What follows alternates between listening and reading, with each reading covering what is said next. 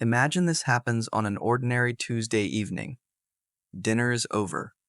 Your child is working on homework. You open an email that appears to come from the school district. It says there has been a security incident involving an online learning platform. Click this link, reset your password. Confirm your child's information. Is the message real?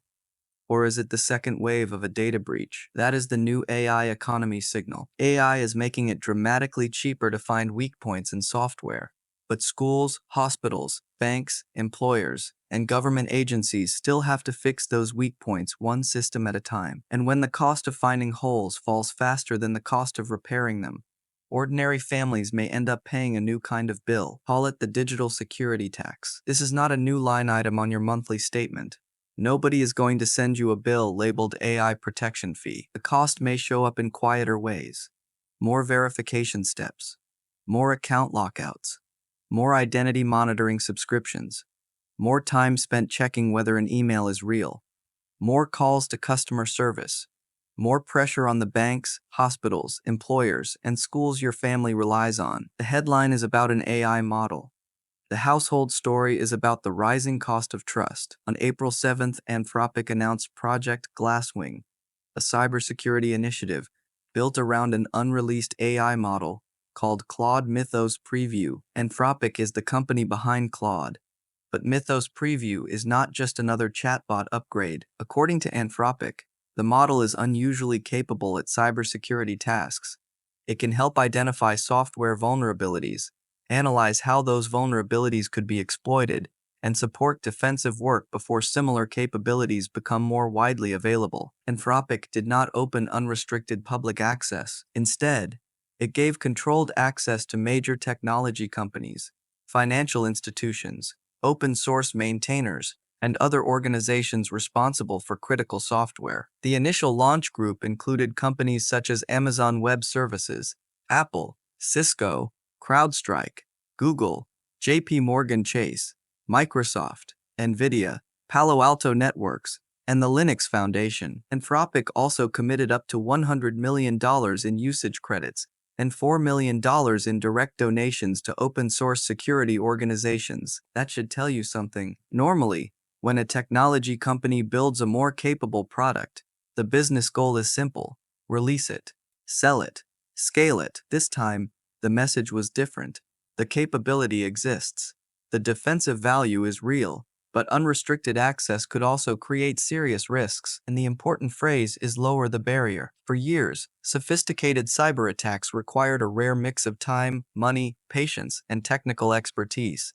A serious attacker needed people who understood code, operating systems, networks, and the strange edge cases buried inside old software. The work was expensive, it was slow, and it did not scale easily. AI changes that equation. Anthropic says Mythos Preview found a 27-year-old bug in OpenBSD, an operating system known for security. In another case, it built a browser exploit by chaining together 4 separate vulnerabilities. You do not need to understand the technical details to understand the economic signal.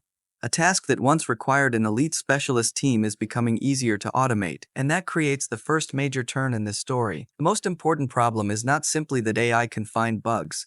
The most important problem is that AI can find bugs faster than institutions can verify, disclose, prioritize, and patch them. On May 22nd, Anthropic said that the initial Project Glasswing partners had collectively found more than 10,000 high-severity or critical severity vulnerabilities in roughly 1 month. Think about that bottleneck. The old security problem was discovery.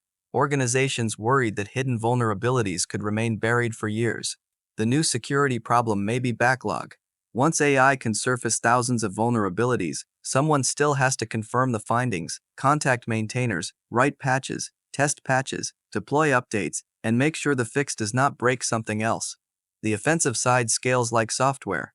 The defensive side still has to repair the real world one system at a time. Finding the weak point is not the same as repairing the bridge. And many of the bridges your family crosses every day are digital. Your bank account, your payroll portal, your health insurance login, your tax documents, your child's school platform, your retirement account, your email inbox. This is where a technical story becomes a household story. In May, the Federal Trade Commission warned families after a cyber attack involving Instructure, the parent company of the Canvas online learning platform. The FTC said students' personal information could be at risk. It also warned that scammers often follow a widely reported hack with fake emails and text messages designed to trick people into handing over more information. To be clear, that incident was not caused by Mythos Preview, but it shows how a cyber incident spreads into family life. The first problem is the breach. The second problem is the wave of impersonation attempts that follows the breach. The third problem is the time cost pushed onto the family.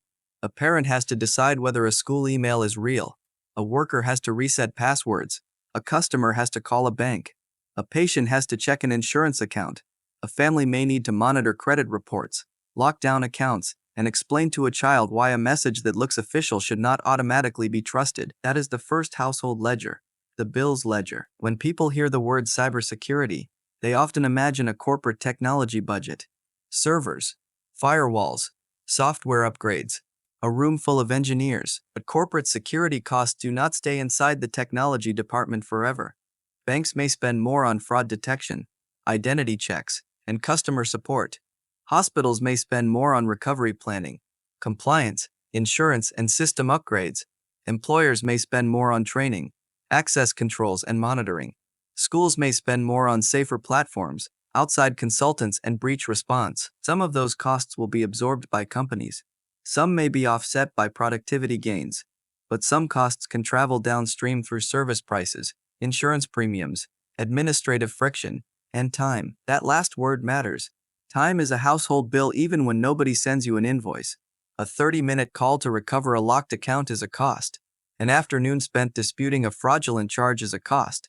A login process that becomes more complicated across work, school, banking, and healthcare is a cost. A monthly identity protection subscription is a cost. A digital security tax is not one charge. It is a collection of small charges, delays, subscriptions, and risks that gradually become part of normal family life. And families are entering this transition with a fraud problem that is already large.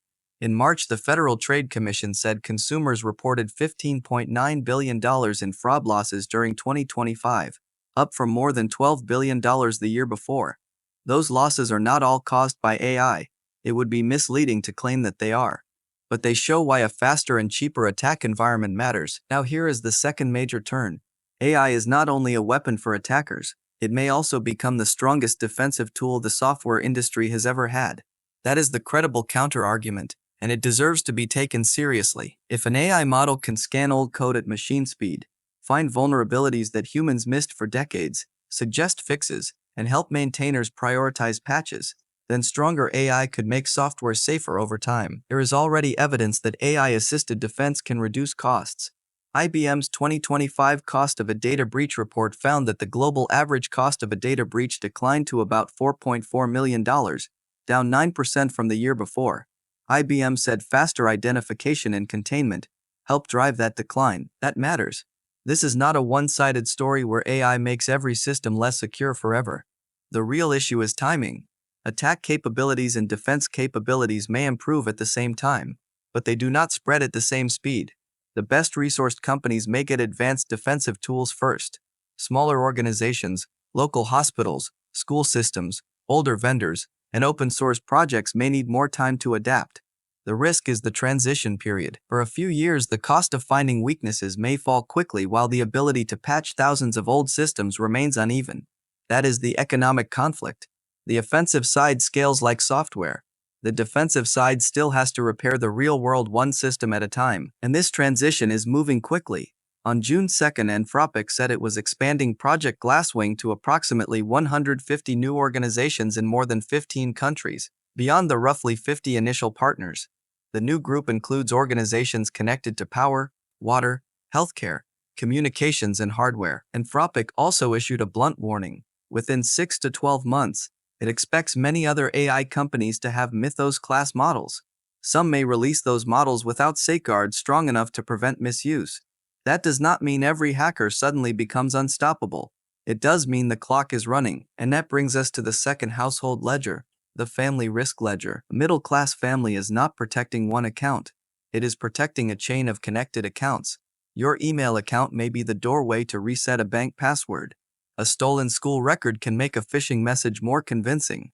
A breached healthcare account can expose information that helps a scammer impersonate a provider.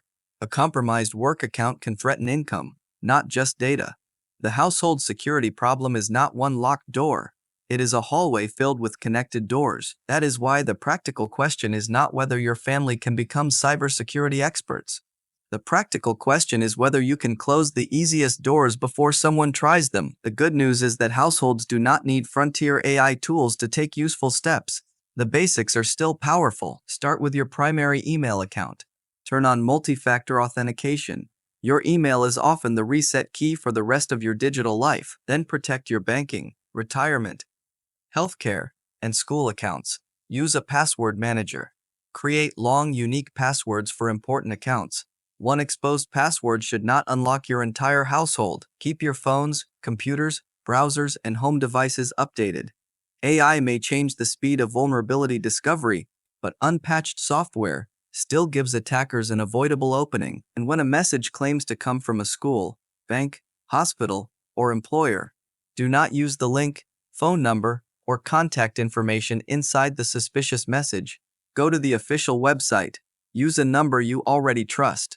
Verify through a separate channel. There is one more step many families overlook: a credit freeze. The Federal Trade Commission says a credit freeze can make it harder for scammers to open new accounts in your name. It is free to place or lift. It does not affect your credit score, and you can temporarily lift it when you need to apply for new credit.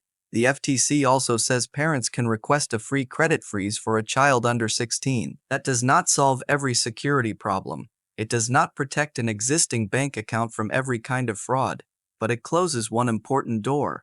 And when the cost of finding weak points falls, closing easy doors matters. Now step back and look at the next 3 to 5 years. The first phase is discovery shock. AI tools reveal more vulnerabilities than organizations can comfortably process. Security teams scramble to sort the urgent problems from the less urgent ones. The second phase is security spending. Companies strengthen account controls, modernize old systems, train employees, improve recovery plans, and invest in better defensive tools. Some costs rise, some workflows become more annoying, some services become safer. The third phase is adaptation. Defenders use AI to patch faster, rebuild risky software, and respond to attacks more automatically. Security becomes more deeply embedded in products instead of being added after a breach. In the best case, the long-run cost falls because defense finally begins to operate at machine speed too. But families do not live in the long run. Families live through the transition. That is why the correct response is not panic, it is preparation. So here is the middle-class signal checklist. First, protect your primary email account with multi-factor authentication. Second, stop reusing passwords. Use a password manager and update your devices promptly. Third, consider a free credit freeze for adults in your household. And if you have a child under 16, learn how a child credit freeze works before you need it. Fourth, create one simple family verification rule. When an unexpected message asks for a password, payment, personal information, or an urgent click, pause. Verify it through an official website, a known phone number, or a separate channel. None of this requires you to become a cybersecurity expert. It requires you to recognize the economic signal early. AI is not just changing how companies write code, it is changing the price of finding weak points in the systems your family already depends on. And when the price of finding weak points collapses, the value of basic digital discipline goes up. I do not sell fear. I translate signals. Subscribe to AI Economic Signals if you want the next Silicon Valley headline translated into the things that actually matter: your job, your bills, and your family's financial security. Because the next AI story may begin in Silicon Valley, but the cost may arrive at your kitchen table.